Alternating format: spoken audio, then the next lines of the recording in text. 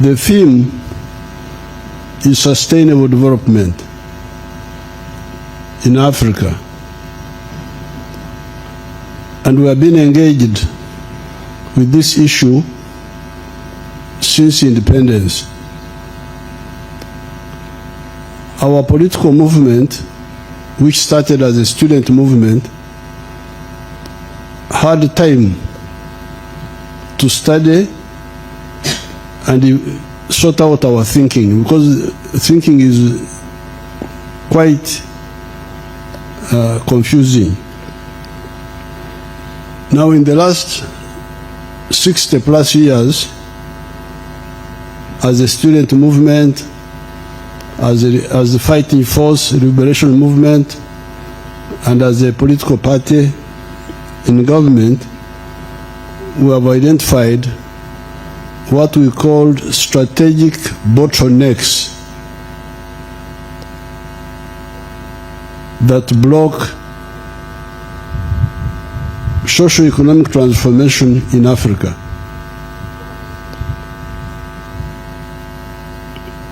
At one time, we even had a problem with these terms, sustainable development. Our question was, how can you sustainably remain an infant, remain the same organism? That's why we insisted on introducing in another word, socio-economic transformation. Not only development quantitatively, but qualitative jump. This is what happens in nature. A baby is born, grows quantitatively as a baby, a child, but at some stage, he must undergo transformation. When he or she becomes a teenager, certain changes take place in that person. Goes from childhood to teenage and adulthood. This is what happened in Europe. Europe had to undergo socio-economic metamorphosis. Metamorphosis is a process that is normally in biology among the insects, where the organisms undergo different forms. Take the butterfly. Butterfly starts as an egg, becomes a caterpillar, becomes a pupa, and becomes a mature butterfly. This is what happened in Europe. It's a pity that in the universities they don't teach the political economy, which we are studying at the University of Dar es Salaam, which helped us so much. The laws that govern the evolution of society. If you look at Europe in 1400,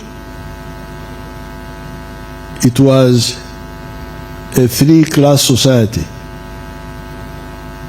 You had the feudalists, you had the farmers, the peasants, you had the artisans. By the time of the French Revolution, European society had metamorphosed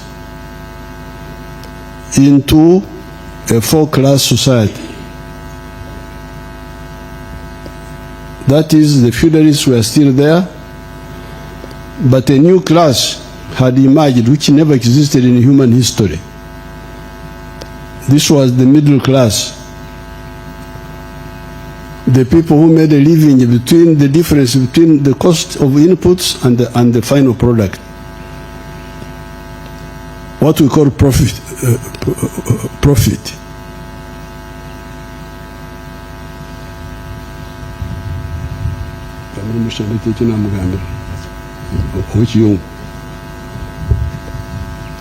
Now this class was called the middle class. We, the more ideological, were calling them the bourgeoisie. This was a new social class. It had never existed in human history. They were making a living on profits, while the landlords were making a living on rent, the feudalists. But the middle class came with another class that never existed much in human history. These were the working class, the proletariat. That's what they were calling them. How were they living? They were living on wages, on salaries. They had nothing else to support them except the sale of their labor. And then the peasants were still there. If you go to Europe now, you will no longer find the feudalists, they are no longer there. You will no longer find the peasants, they are no longer there. You now have the middle class and the skilled working class. So here, when we talk of sustainable development, does it include transformation of the society? If you have a peasant producing another peasant,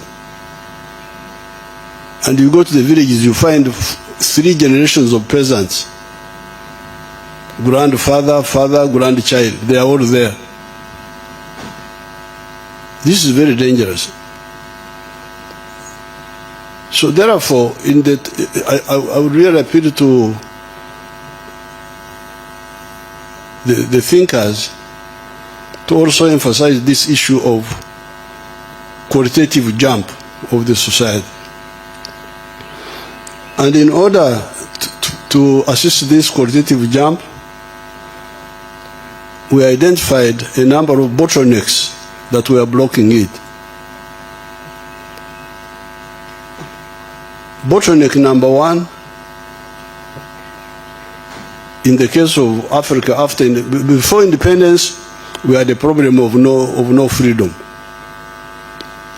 lack of decision to make, of power to make our own decisions. So that would have been bottleneck number 1 before independence. But after independence, in many countries, when you hear this chaos in many parts of Africa, it is on account of a weak state. A state without the pillars to support it. Without an army, without a political structure of organized politics, because you cannot have an army without a historic mission. All armies have a historic mission. The British Army was called the Imperial Army. Their mission was to conquer backward people and exploit them. That's why the head of the British Army was called CGIS, the Chief of the General Imperial Staff, an army of empire to conquer other people. That was their mission. And they were not hiding it. Now the American army, you remember how it started. The American settlers rebelled against the British king and poured his tea in the ocean, Boston Tea Party. And their slogan was no taxation without representation. In other words, they were making middle class demands of democracy. So they had a political movement, a movement for democracy, political. But that political movement needed an army to defend it. That's how you get the army of George Washington, the Continental Army. So the army of the Americans is to defend capitalism. The Red Army is an army of peasants and workers to defend the interests of those people. What are the African armies for? This is the problem we had here. We had Idi Amin. Idi Amin, that is a soldier. A soldier of what? What is your mission? I'm just soldier. Soldier. Without mission. This was part of the crisis. So, a weak state, because you don't have a political movement in that country, which now creates for you a capable army and other structures. Mwalimu Nyerere, our elder, had to resolve Mwalimu Nyerere had to resolve the old Tanganyika rifles and create TPDF, Tanzanian People's Defense Forces. That's one of the reasons I'm sure Tanzania has been stable all this time, unlike all of us who had a lot of problems. So strategic problem number two after getting independence has been a weak state, but the weak state is from, you could call it strategic bottleneck number three, wrong politics. Politics without a historical mission. The politics of identity. If you say our politics are politics of tribes, of religion, of gender chauvinism, how would you build a capable state? This is the problem we have in some of the countries. Clan armies, sectarian armies. Countries have broken up because of identity. When I went to Sudan, Khartoum, I asked them, I said, what do you call identity in Arabic? They said, Hawiya. And what do you call interests in Arabic? They said, Maslaha. So I said, what is your politics? Is it Maslaha, interests, or identity? Hawiya. So that would be the third bottleneck, the wrong politics. Weak state, created by bad politics. Politics of identity rather than politics of interests. I don't have time to go into all that, but in some of the documents we have elaborated it. The fourth weakness we have, bottleneck we have seen, has been the suppression of the private sector. This was another mistake. It is true that people can work for altruism. So you have got a few people who can work without not working for selfish interest. But the majority of the people work more for private interest. So the separation of the private sector, like happened here in Uganda, Idi Amin expelling our Indian people, was a big mistake. It set us back so many years. And the Indians were helping us,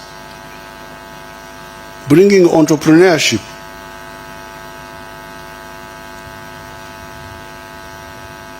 And we brought them back, and we brought other businesses. That's how the economy of Uganda has been able to come up. So that was another bottleneck.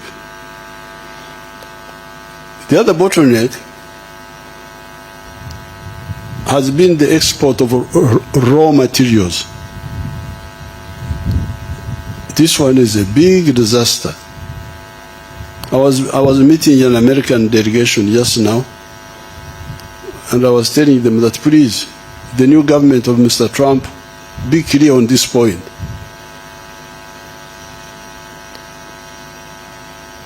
When you export and process coffee, as we have been doing all this time, you get about $2.5 a kilo. The price is now a bit higher, but normally it was around $2.5 a kilo of very good coffee. What they call screen 18, the one with good seeds. When somebody goes and makes coffee, powdered coffee out of that, he may get as much as $40. Now, according to the present value of business in the world of coffee, the present value is $460 billion, the value of coffee business in the world. How much are the coffee exporting countries getting out of that? Only $25 billion. 460 billion, but all the coffee growing countries of the world, all of them, Brazil, Colombia, Vietnam, Uganda, Africa, you get $25 billion. Our wonderful Africa, out of that, gets $2.5 billion. And 1.6 billion of that is coming to Uganda now. But this is because of the high coffee prices. Normally Uganda gets about 900 million out of the 2.5 billion. So now, if you take a raw material like cotton,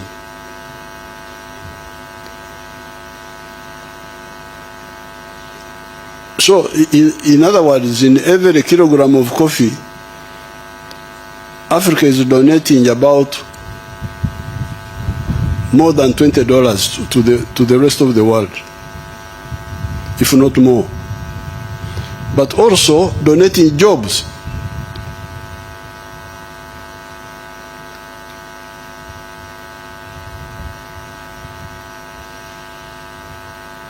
If you take textiles, cotton has got like 6 job levels.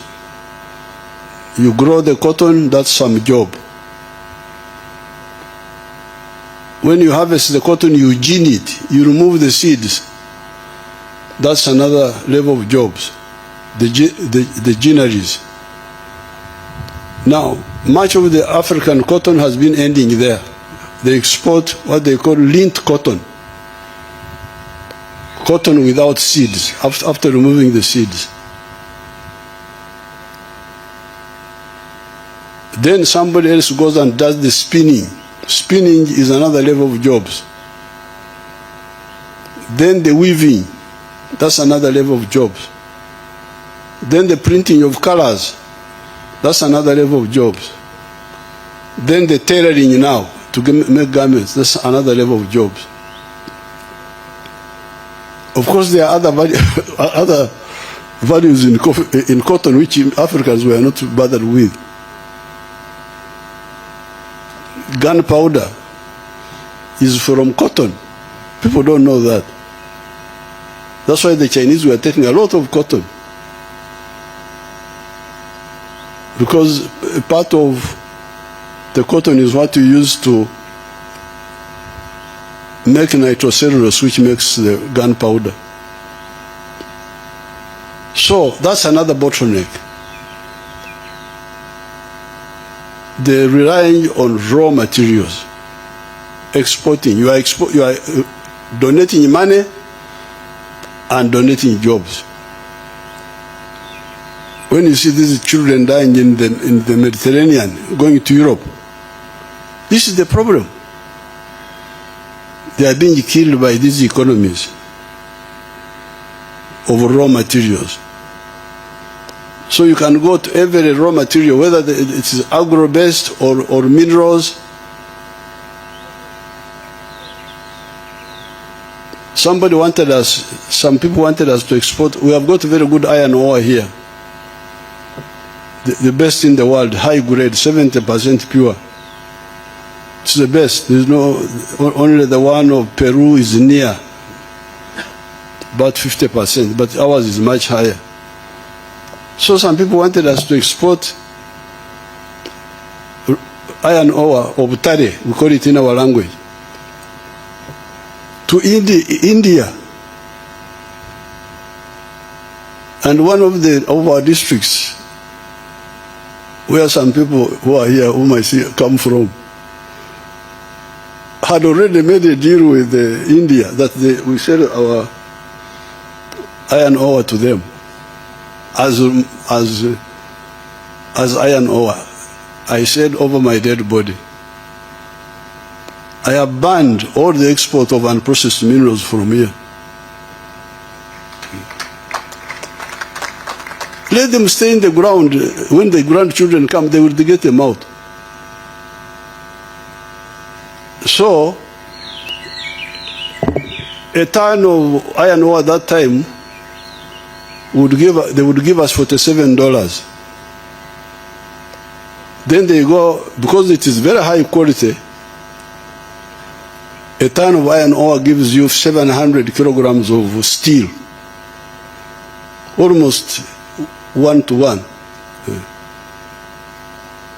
Now, from a ton of steel, that time they were getting $900. So, the sleepy Africans here, the French have a good word, dormir beaucoup, that we are sleeping too much. The sleepy Africans would get $47. A clever outsider would get $900 from almost the same amount of. Later on, when the price had come down a bit of steel, it was about 600, 700. I don't know where it is now. But it's much more than what we would be getting. So I said, no way let the iron ore stay in the ground. Because then you would be losing jobs, losing money. So raw materials are a curse. I don't know what this forum has, what position they have taken on it, but really that is a real curse. Now, sometimes when Africans wake up a bit, they concentrate on import substitution. But that's not good enough, because the internal market is not big enough. We must, yes, do import substitution, but also engage in export promotion, because the export markets are bigger than the internal market. That's also another area to look at. Now, the other bottleneck are the small economies, the balkanization of Africa into these small markets. Because when people really wake up, you will soon find that the internal market is not enough. In Uganda, when these Ugandans got some stability and woke up, in very short time, they found that everything was in surplus. The internal market was not enough. The milk production, 86 were producing 200 million liters a year. We are now producing 5.3 billion liters of milk a year. But the Ugandans consume only 800 million liters. So more than 4 billion liters of milk is surplus. The internal market is not enough. Maize, cement, steel, all those products, tires and so on, industrial and even agricultural. The internal market is not enough. So that's why the regional market becomes very crucial. I'm very grateful to the East African leaders when they agreed, including people like His Excellency Kikwete, when they agreed that we revive the East African community and expand it. And also all the African leaders, because they have agreed on the CFTA, Continental Free Trade Area of the whole of Africa. It's already signed, but the only problem is implementation. So the forum should look at how we can intensify, because part of the problem of the CFTA is the infrastructure. At one time we were talking of the railway from Djibouti to Dakar, from Mombasa to Kisangani. But now I no longer hear about that. So in terms of our sensitization, we should emphasize that the market, the infrastructure support the market.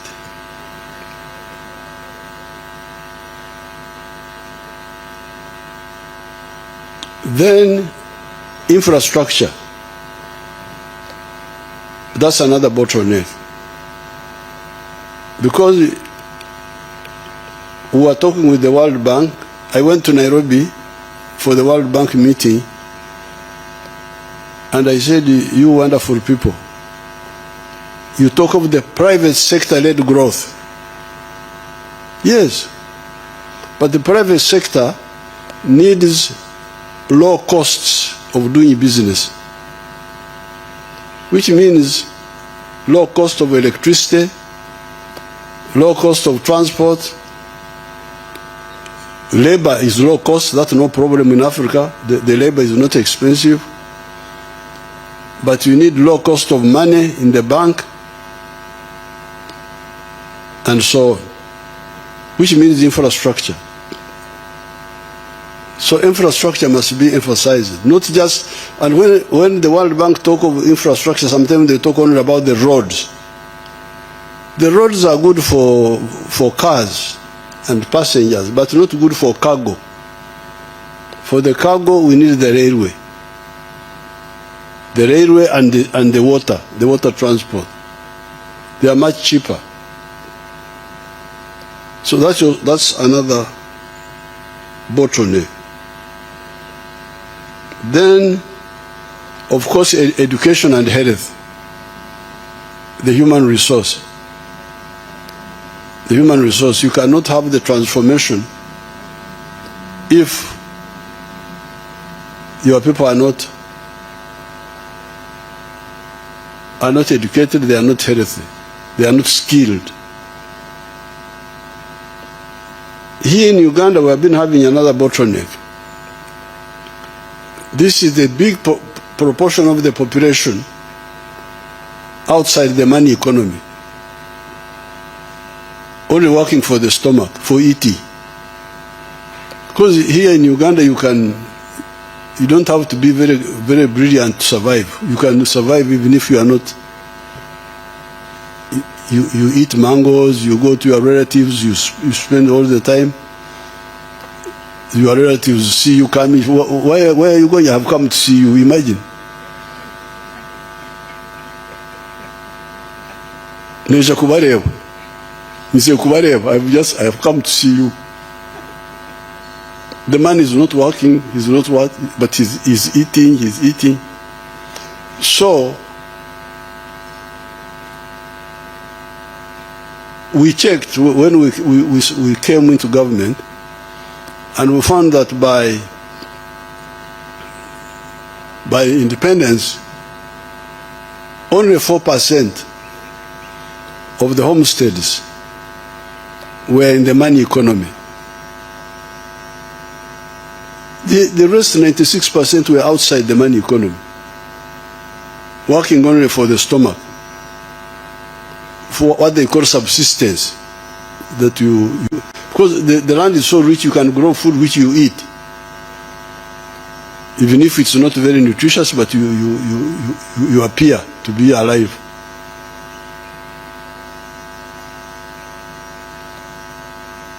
But how? Okay, that's eating now. But how about other needs? How about a better house? How would you build a better house? Because you need money to buy cement, to buy this, to buy this. How about transport? A better means of transport. Those are non-food needs. So even if you are growing your own food, you have got these other needs. How would you solve them? That's why, so when we checked, we found that only 4% were in the money economy by independence. Then we started talking about it, and when we checked again by the other first census of 91, we found that only 32% of the homesteads were in the money economy. 68% were outside.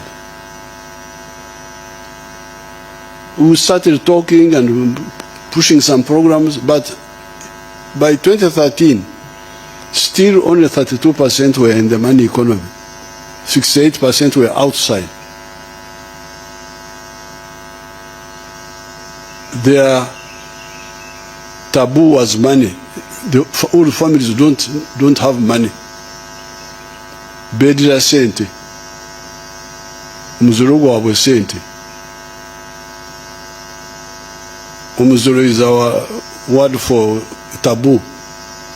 So if you have got 68% of the homesteads, they don't have money. What are you doing? So that's how I had to persuade these people to say, please, let's involve the army now. We are to bring in the army to take seedlings to people, to beg them, please, get out of poverty. We are begging people.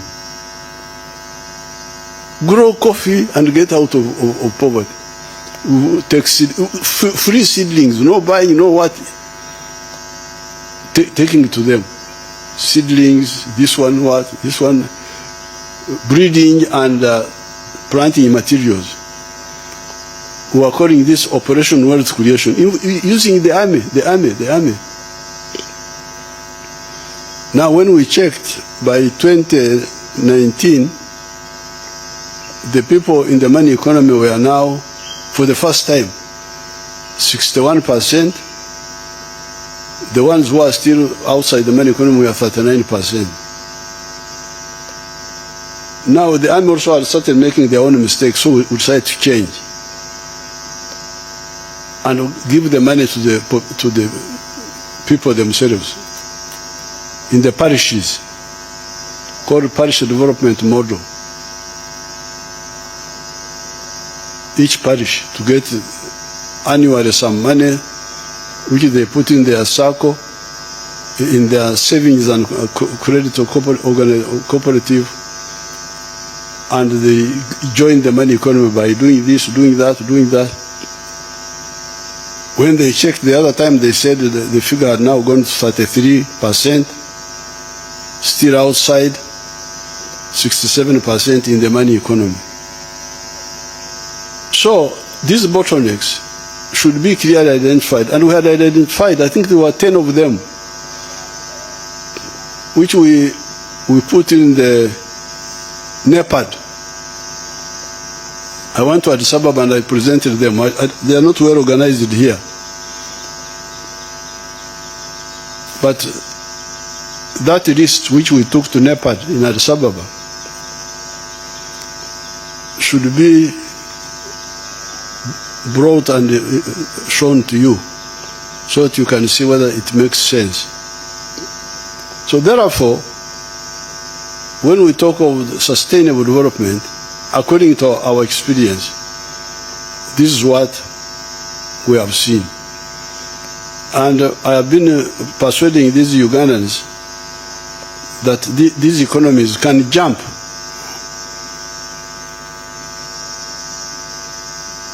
I have told them that they must aim at a 500 billion economy in the next few years. For them, they talk over 2040. I said that's too far. Me, I think we can achieve it even faster. An economy the size of 500 billion, Ugandan economy, just by adding value to even the raw materials we have, we are already producing now. And also,